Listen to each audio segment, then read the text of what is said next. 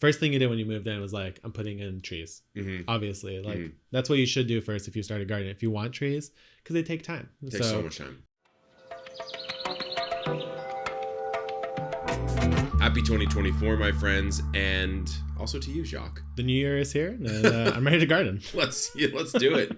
Yeah, I mean, how's the garden looking right now? It's actually looking really good. Is it? Yeah, I got the brassica corner everywhere. Yeah, it's all brassicas right now. Same. It's pretty much piles of broccoli and cauliflower for dinner every night. So yeah. I've got, and I have them in every different stage. I have them like coming up. I have them over with the yellow flowers coming out, and I have like nice broccoli heads. Actually, yeah, I have a couple of those. Leave it for the bees. We leave it for the bees. It's for the pollinators, you know? So what I've been doing is there's this restaurant up north in San Diego we really like called Campfire, and they do a charred broccoli. Ooh. And so what we've been doing is just doing that. Nice. In the air fryer. You just take, but you got to take the florets off really like close. fine. You don't want too much stock in this particular case. You want them all even, and you just do like a little aioli sort of mustardy type thing, and a little dipper. I haven't tried dipping my broccoli yet. Maybe that's going to change the game a little bit. Oh, it's nice. You should try it. So today we're talking about the staple crops that you've been getting into. So following in some footsteps. Yeah. Over here, but that's true. I think you did grow more of the staples, especially things like wheat before. And I don't know, staple crops are really interesting to me because there are a lot of calories in them. The other day we bought a couple bags of like the hazelnuts, that you could buy around this time of year. Yeah. Sorry, not hazelnuts, chestnuts. Oh, yeah. And we roasted them and like started eating them. With the weird hairy part on them still? Yeah. Oh, nice. Like the whole shell and everything you have to peel off. And we were talking about it. We're like, this is pretty filling. It's like, well, it's a staple crop for a lot of people and when they used to be here. Yeah. And the idea of staple crops to me is really cool. So this year, something that's the majority of your calories basically is how I would think about it. I want to grow more wheat and I want to grow more corn to save to make things with later instead of just sweet corn. But I'm just trying to expand like the caloric output of the garden instead of just the vegetables, even though that's like more of like, I guess the biggest benefit. I don't know. Yeah. Well, I've always thought you could grow for calories or you can grow for nutrient density. And sometimes you could grow for both. Yeah. But most gardeners grow for nutrient density and flavor, I would say. I think those are better bang for buck. For sure. Yeah. Well, or if you're space limited, for sure, that's what you should do. Yeah, herbs, right? Yeah, exactly. But I like the idea. I think I haven't gone as deep as you have in growing corn to save. I mostly just eat it, though I do have that popcorn outside I want to mess around with. But I kind of want to do some dried beans this year. Oh, and just like let that be in a certain area of the garden. Because I kind of like that. It's easier to process than like the wheat that I've grown or the amaranth or the quinoa, which I don't know. I might want to grow some wheat this year, but maybe I'll do some dried beans. Maybe I'll try that corn idea that you've been doing maybe for the last 2 seasons, I would say. I haven't thought about trees because a lot of people will ask like, why aren't you growing macadamia? Oh, interesting. Because macadamia can grow pretty well here in San Diego. In East County, there's like macadamia farms and stuff. Oh, wow. So, yeah, I don't know. I mean... Some more nuts would be... some nuts? Some nuts in general would be great. Oh, by the way, how did those peanuts work out for you? Oh, my God. The second you started asking that, I realized I never harvested them. They're still in the ground? Yeah, hopefully they're not rotten. Oh, my God. Oh, no. That's a mistake. See, you grow staple crops. They're only a staple if you harvest them. Well, how do you think they're doing, though? I think they're probably fine. They're probably okay, right? Some of them probably rotted, but only if it's wet enough. Yeah, only if it's too wet, right? I think I brought them in so they wouldn't get wet, but it hasn't been raining. That's a problem. It has not been raining. Yeah. But potatoes, like classic staple, sweet potatoes. You got a decent haul just recently. Yeah, I got a decent haul, and I think it's just fun. The thing with sweet potatoes, I would say certainly it's my best year yet because I want to say 2 separate areas where I got a meaningful amount of sweet potatoes from. And not by overplanting the slips, like normal amount of slips, and I got a good amount of sweet potatoes. But the thing I have yet to really crack is getting them nice looking when they come out the ground. So like they're always a little bit gnarled. They're always a little bit like you can tell they've had some sort of scab or like some sort of disease on them, but it doesn't make them inedible. You just have to cut that piece out. And so, because remember last time we did the show, I was like, I want to focus on growing specimen level quality. That's right. And I'm on sweet potatoes. I'm not really there yet. And so I think it might be a soil mixture thing because I know like down in the South where they grow a little bit better, it's a bit of a sandier mix as far as I'm aware. I think sand, and also I think it just doesn't get that hot. So they grow over like a longer period of time, which then they have like more issues. They have more opportunity to have mistakes, I suppose. A theory. Yeah.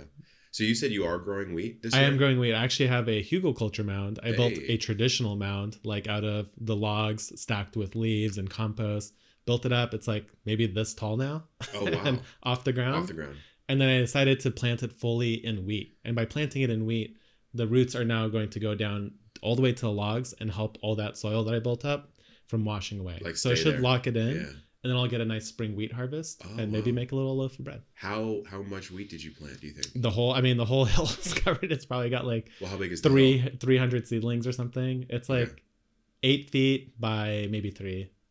But it's fully planted. That's good, It's fully planted. Yeah. So maybe 2 loaves of bread. One for you, one for me. So one of the things this year that I want to add to the garden is a rain capture system. Now you've had a quite extensive one put together across different parts of your yard. And now that I have the greenhouse, I finally have like a clean roof, simple lines that I could pull gutters off of. And it's actually pretty big. It's a lot of rainwater coming down. So I am taking a little page from your book, maybe literally from the homesteading book, and doing a rain capture like grayish water basin where I'm digging out a huge basin. I guess it's not gray water. Gray water is just rainwater. Yeah. But I'm digging out a basin. I'm going to fill it with chips and I want to plant around it. And I want to kind of maybe start applying some permaculture guild ideas. Ooh, I know that's like something we've talked about a little bit. I don't want to get like too deep into permaculture, but I want to take ideas from it. Yeah. And like one idea is like energy and capturing it. And that's the rainwater. That's the most permaculture thing you said, is to take the ideas from it.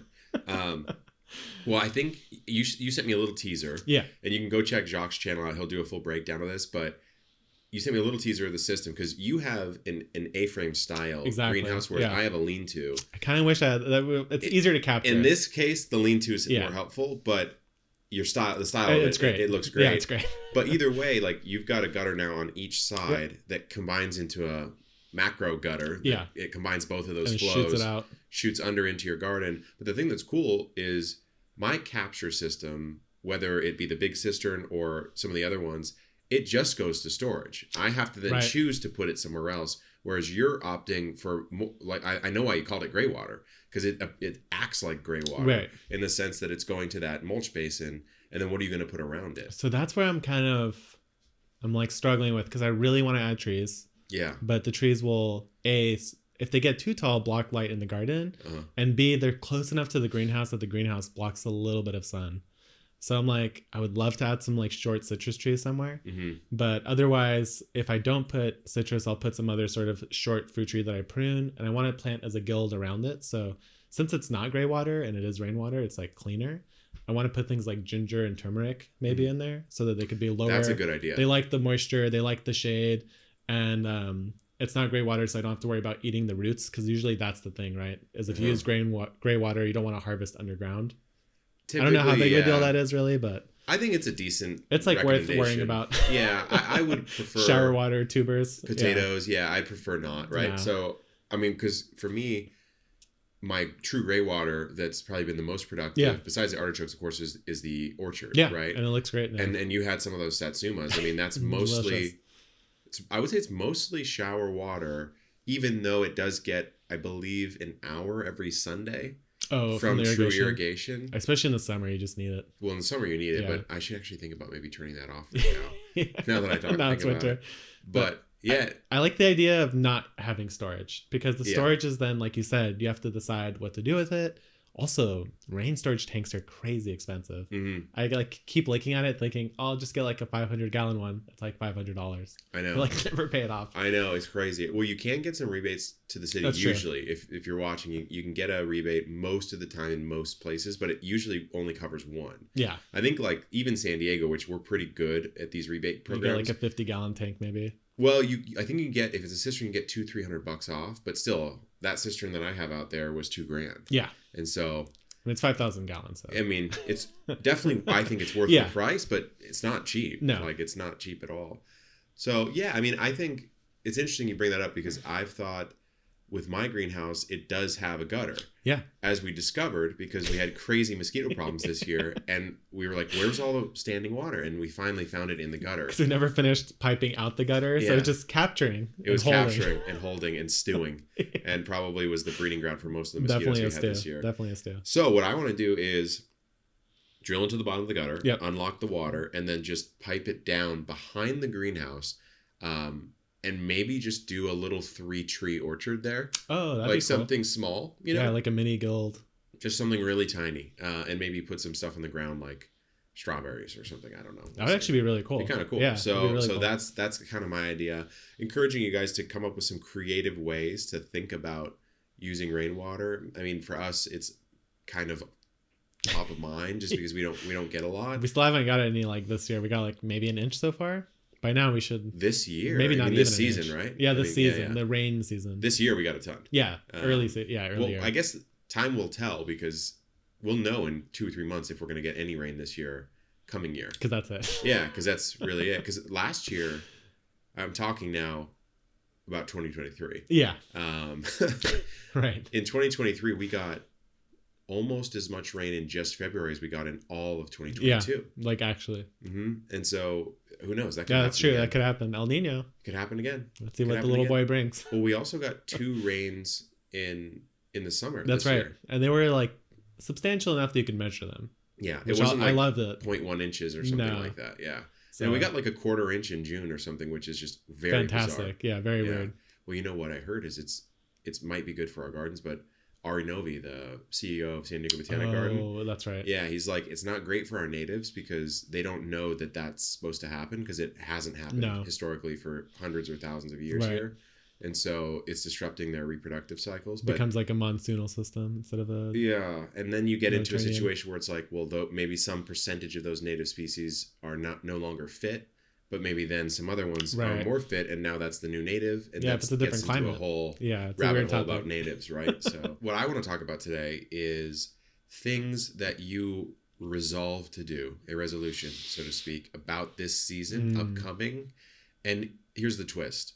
You have to include enough that there's no way you're going to do some of them. Because you know what I mean? I already know I'm not doing most of them.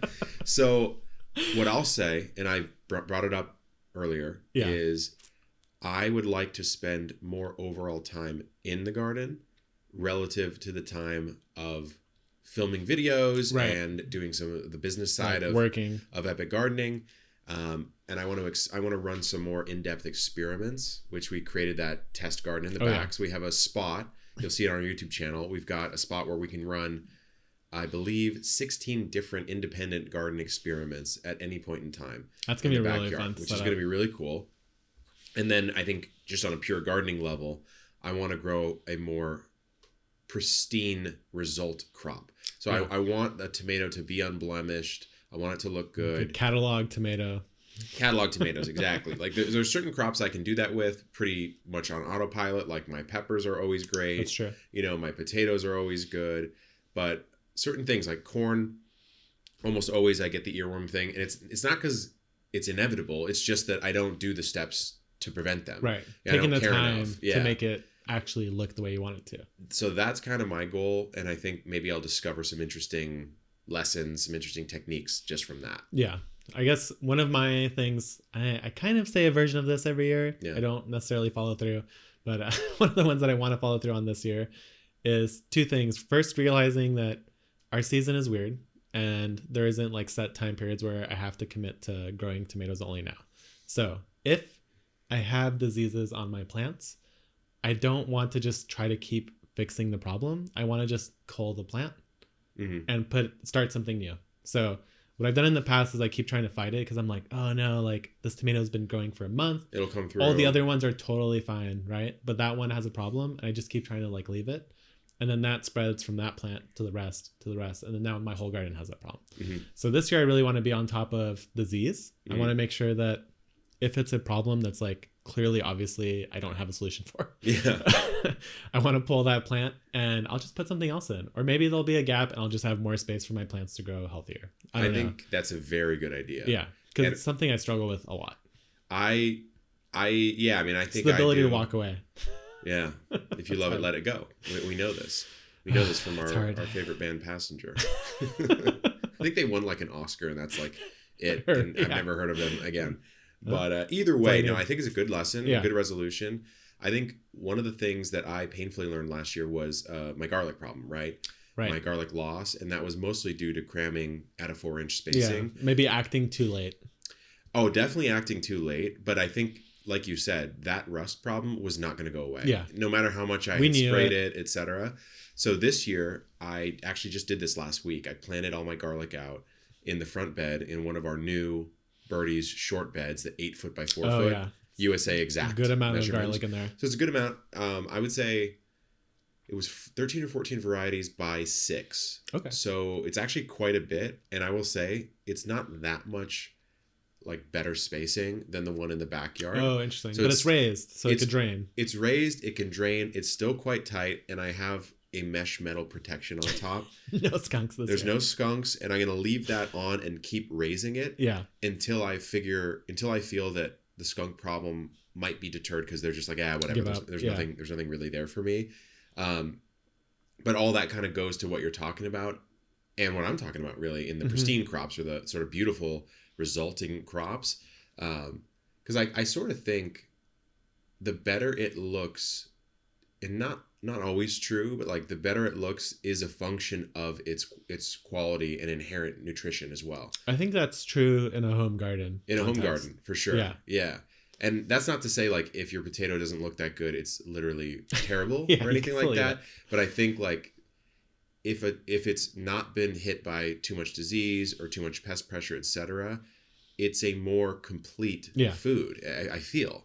I don't know if a study can back me up on that. Maybe the stresses increase the nutrients. Well, that's true though. Like that's maybe that little damage. It's like, oh, I need more like iron in here. Or something. But you're actually totally right because of dry viticulture, right? Yeah, dry farming where you don't give it nutrients. But the problem is, it's like you have to stress it just enough to not break it. And the point of battling disease or correctly spacing your plants and stuff is to make sure that even at 6-inch spacing on garlic or 8-inch spacing, 12-inch between rows, spores are still hitting it. Yeah, it's just there. You didn't give the spore a chance because all the little garlic allium leaves are crossing each other with the morning dew, and then it's just like, oh, thanks, I'll just reproduce. You're not giving it like free reign, Yeah. So yeah, I mean that's something I'm really focused on. I think another thing I'm thinking about as we look into the backyard even right now is the looks of the garden, the feeling, and the completeness of, we just put in a new pathway. A couple more pathways are coming in. We're building a little sort of chill deck in the middle of the backyard garden. So I think making it more of a place instead of like a production farm, in the sense of like producing food, not producing a video. A production, farm look. The aesthetics. This year you're kind of dialing in a lot of those final pieces. You already have a pathway, like partial pathway on the garden, and now the rest of them are going in. Yeah. It's going to be much easier to keep it how you want. Yeah. I mean, even for you, like with the greenhouse. That's the greenhouse that really forced me to clean me up. Yeah, exactly. When I heard from a little Jay, you might be building a shed or doing a shed or something. I'm very, very interested in the idea of building a shed and having some more space to actually put things. Yeah. Because we don't have a garage. That's a problem. I always forget that about your place is you don't have a garage. There's nowhere to put anything. Yeah. It's all surfaces. Yeah. So it's and that combined with your natural tendency to like save things, which is a great one, but it can run amok. Yeah. Right? The hermit can spill over into other problems. Yeah, especially with all the hobbies that we've now developed. But so for you, any final? Another 2 more, since you told me to give a lot. Yeah. First one is not to leave any spot in the garden empty for more than a week. So if I just clean something out, and I'm like, I have some idea, I'm gonna like do something there, but I don't have it ready for another month. No. Just put it in. Something's going in no matter what. Direct seeded, transplant. I want something growing at all times. Second one is, I think we've both run into this past year for some reason, is that we have a lot of transplants, but we keep starting them at times where we don't have anywhere to put them. And then we let them sit too long, and then we run out by the time we need them. Yeah. So I want to be better at spacing out my successions and like new sowings, because like right now I have a greenhouse full of plants and I'm still harvesting, and I have limited space to put them in. What do you have in the greenhouse right now? So I actually have a bunch of onions. I have a couple more cauliflowers, some nasturtium, some flowers like cosmos. I decided to try right now. A new hollyhock variety, the Watchman from Botanical Interest. It's nice. Dark purplish black. Yeah. It's really cool. So it's mostly like a mix. Oh, and beets. A ton of beets and a new secret product. The little... You'll see eventually. Yeah. So yeah, a lot of little transplants, but not that much space right now. Yeah, I mean, I think it's hard to perfectly do that. Yeah, because you don't really know. It's so hard, but I do agree. Like, I think for me, I'm going to do... Let's say when I do my summer plantings, right? Yeah. So like my peppers and tomatoes, I think kind of going to the 3 things we've talked about, I'm going to just wait a month and plant start everything I already started. Yeah. Because that'll be my true backup. Yeah, because what if it rains for like 2 months and all those plants die? Yeah. Now you have a backup. Yeah. Because we don't know what our season's going to bring this year. I truly last do not. year we couldn't predict it. No, I truly do not. You're right. And I didn't harvest peppers till like August last year, whereas the previous year I had a bowl full in June. Mm-hmm. Yeah, my peppers came in really, really late this year, but abundantly. Yeah, no, it's okay. You didn't have that many. Well, I mean, just going to the shed, you can see my ristras hanging from the rafters. Yeah. No, so I think if you were really being paranoid, and let's say you had one shot, one kill. Yeah. Like some people do who are listening. You have a 3-month season, right? If I'm in that situation, I'm oversowing my first summer batch by 50% maybe. Yeah. Because you're there. You might as well. And you don't have a backup. And so the reason I'd be doing that is because when I go into the ground for what would be my true and hopefully only summer planting, right? What if I have a bird come in bunch? What if I have a cutworm, etc.? Now I can hot swap, right? So you can hot swap. But then 2 weeks later or something, I'd sow a backup crop just in case.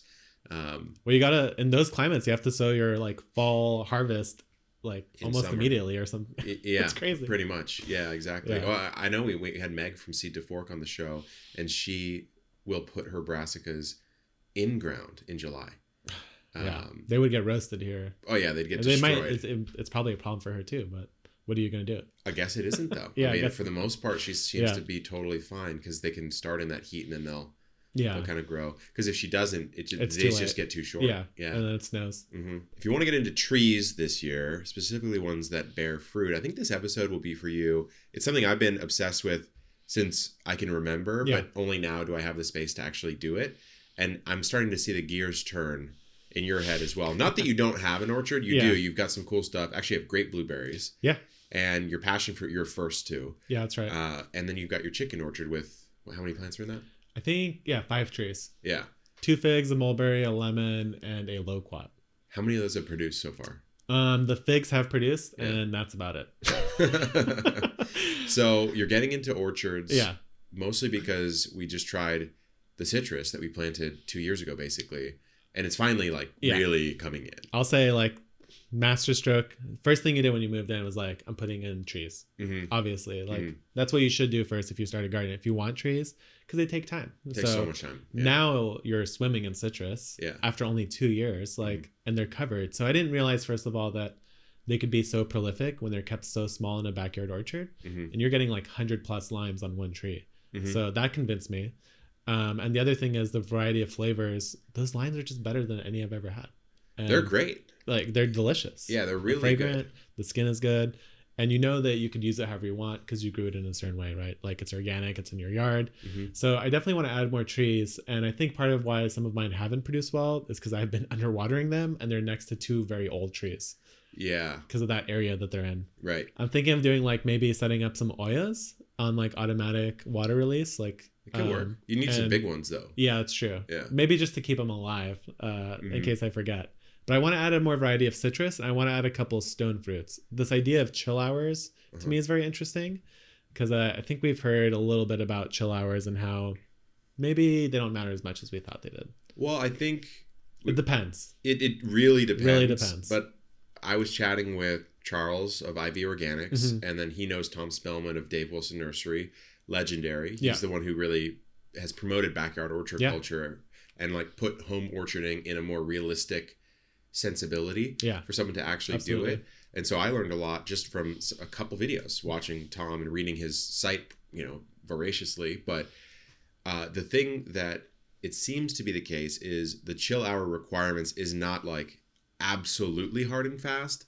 That being said, you still can't totally disrespect them. Yeah. I think it's like if you're running a commercial orchard, then you want to respect those chill hours because every chill hour is money on the table, right? Pretty much. But like here, it's like maybe you get like less, but you still can grow it. You still get them. But you need the space. So trees take up space. Yeah. So I think orchards are fun because they give you a lot of chances to observe the plant throughout the year. You get to do different pruning cycles. You get to control how to grow it, which seems like fun. I'd love to try doing like an espalier setup, something like that. But I just want more variety. I want things that come in like bumper crops so that I could process like some jam or something like that. I've never had that opportunity. Yeah, I'm finally at the stage where loquats have been a staple here. That's true. That's what was here when I moved in. But I think I'm finally at the stage where with citrus, I could be doing marmalades. Yeah. Because there's enough. I could be doing like lemon peel candies, like that kind of stuff. Because you have like more than you even need to just use as like lemon juice. Yeah. I mean, the satsumas, which are so good, I'm eating them pretty often, and there's still plenty more to pick. Yeah, that's amazing. You know? That's the kind of thing where I'd love to have that kind of setup where I just have so many things that it forces you to be creative too. Yeah. It's like, what can I do with this? Plus, I have like 30 lemons. You're never gonna be looked down upon for like going over to a friend's for dinner and bringing some fresh oranges. Yeah. You know what I mean? I've never seen anyone get mad at that. No one's mad. They're always really excited. Always stoked. And so, if I'm you, the way I would approach it is I'd be maxing citrus first because it grows so well here, and it's like the guaranteed winner. And I'd be maxing that in places like actually in my mind's eye. I know that if you're listening or watching the show, you won't really have a good picture of Jacques' house in your head, but you do have this front walk up that you don't show too much on the channel. And there's these two areas. You've done garlic and artichoke like on the left side of the driveway, so to speak, and then on the right side, I think you solarized it, but you didn't really do much. Kind of left it. That area could be very interesting to put a little mini citrus orchard. Because it probably has plenty of sun. You'll get sun after about 9-10 a.m. Yeah. You know, and so that could be really good. Maybe one peach after I saw your peach. I think you got to get a peach. That thing's crazy. You got to get Ava's Pride. Yeah. Ava's Pride. Definitely getting one of those. Because that one was, that's a monster. Because the bare root season is basically here. It's almost here. Like next month, they'll probably start showing up. Yeah, maybe in the next 30 to 60 days, you've got bare root season. Yeah. And if you're unfamiliar with that, that means trees that are shipped, as the name implies, bare root. They're no dormant. Soil. There's nothing on them. They're sort of covered in like a peat moss at the bottom. It's like a stick with a couple roots. Mm-hmm. And the benefit of that is you get varieties you most often would not be able to find in high amounts at a nursery, especially not like an aged 2 to 3 year variety. But they're also quite a bit less expensive than a grown-in variety. So I've done both. I've done bare root and live. I personally prefer live because we have good access to them, and I'm buying time. Yeah. Remember way back when we were doing the orchard, like just putting the lemons in? That was my big thing, is I was like, I want to buy a year, and now I'm getting the fruit 2 years in instead of 4 years in. That's a good point, actually. Katrina, my partner, is like, could we just buy like a $150 lemon tree? Yeah. I was like, I don't know if I want to spend that much. Yeah. But you get, like at that point, you get like 3 years of time. Yeah. Like where you're just waiting for lemons. Mm-hmm. So it starts to seem pretty compelling at some point. Well, the thing that I've never... Because you can't buy time in many ways. And that's one of the few ways. That's the thing I've never really understood about the gardening world and the gardening industry is I think we're just frugal people by nature in general as a gardener, which is totally fine. It's a decent virtue. However, we might not be as frugal in other areas of our life. Like we might go out and have a nice meal and this and that.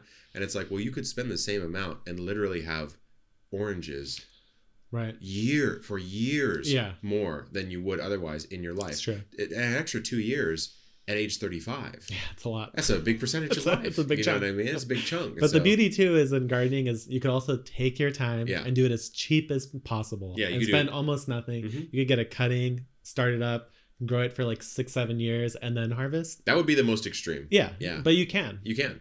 Or you could just buy the tree and put it in. Or you could buy the tree. I would say if you are messing around with figs, you could just graft that. Oh, that's totally worth just buying and cutting. Yeah. But so another thing, if you're listening, you're like, well, yo, guys, I'm in an apartment, I'm in a balcony. This is something I've seen people do many times. if you are planning to like move to own, rent a larger space, what I did actually, and what other people will do, is they will start their fruit trees in containers. Oh. And so they'll start a bare root tree or a potted tree, and then as it needs, they'll pot it up.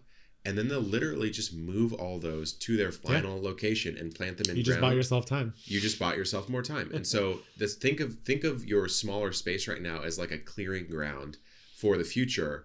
I know a guy. He did this with 50 trees. Wow. And he just moved them all and put them all on the ground. And he basically had an orchard immediately. That's so now cool. That's extreme. That's foresight. But yeah, I mean. Yeah. I mean, my bear's lime in a container is actually, I forgot about it, is my most productive tree. Mm-hmm. And it's only like a 10-gallon pot. Citrus never needs to leave a container, in theory. Yeah. It really doesn't. So try it out. Yeah. Like it might surprise you. I think you'll be very pleasantly surprised. And also, I would say this, if you're not in bare root season, you don't want to shop for that right now, hold on to your horses because we have a crazy thing coming in spring directly from Epic. And I won't say more, but I don't even know. You might want to hold your horses on grabbing some fruit trees. That's all I'll say. So spring is around the corner, and a lot of people are probably planning, like maybe literally writing out plans.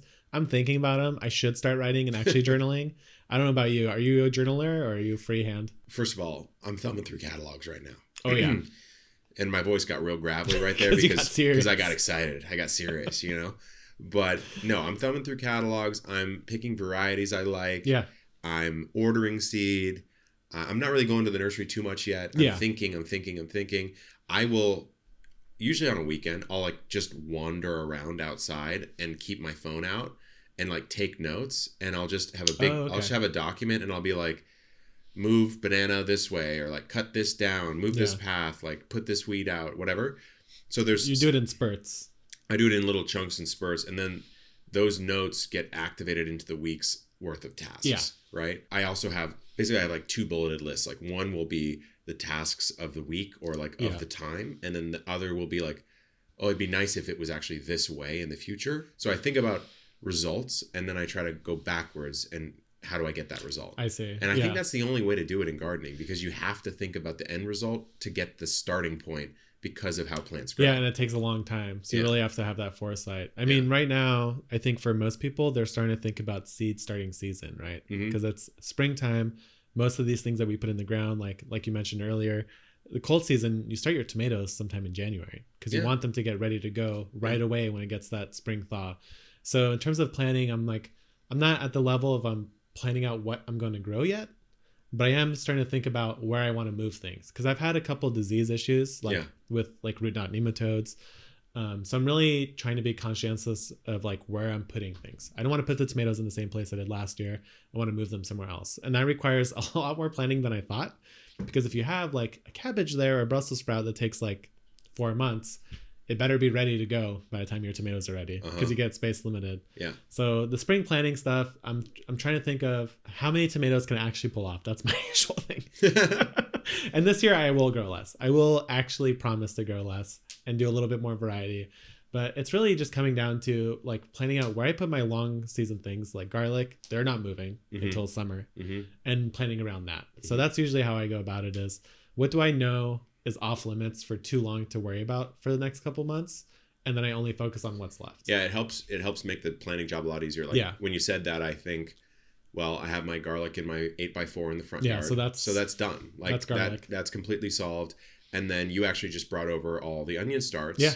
And so I go, well, where are those going to go? And I was thinking I'd put them in the backyard in-ground garden in one of the quadrants that if you're checking out our YouTube channel soon, you'll see our new redesign of the backyard. Actually, like really cool to have like a like triangle of onions. Yeah, coming exactly. Up. I think really cool. So. I was like, maybe I'll put that near the greenhouse. Yeah, and do it there. And so cool. That quadrant is basically locked and loaded until basically June-ish or later.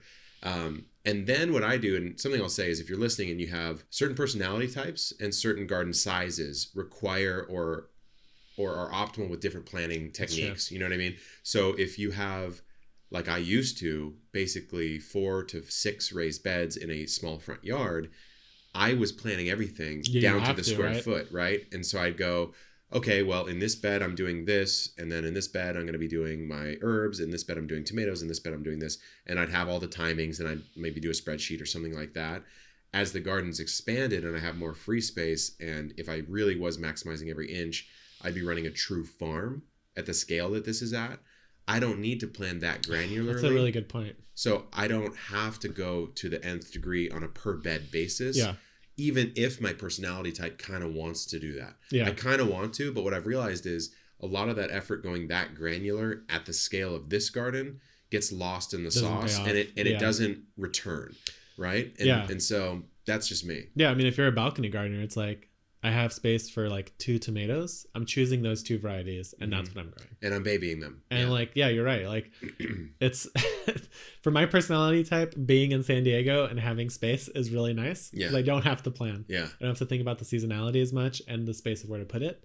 And if I was somebody who was much more intense about planning, I'd probably actually have a hard time doing that. I think it's interesting because you say you're not a planner, but I think you're just not a traditional planner. Like, I guess so. You don't write and journal and do that kind of stuff as much as someone else might. Yeah. Because I know a lot of people love to create a beautiful aesthetic My Garden plan. Have that.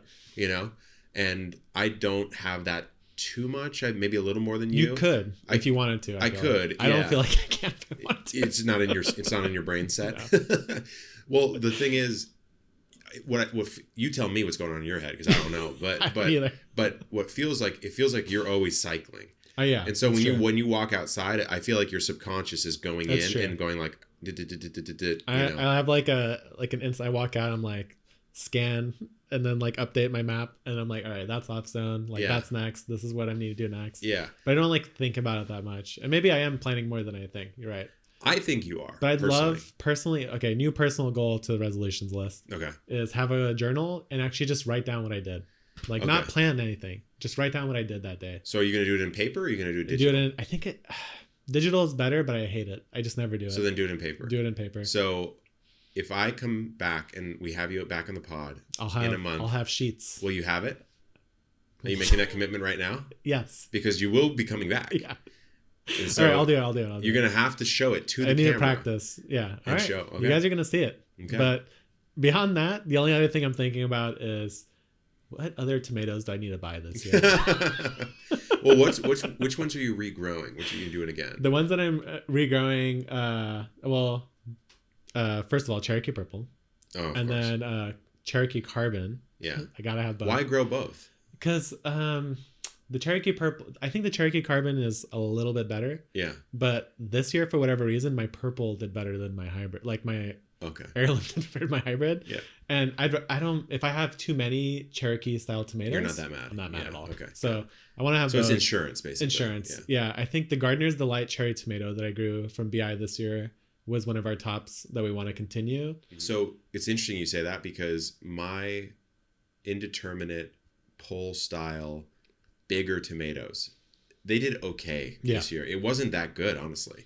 I planted way less on purpose, right? Because I just had that back strung up section. Yep. So I was like, man, like my tomatoes aren't that great this year, but my peppers were just dominant.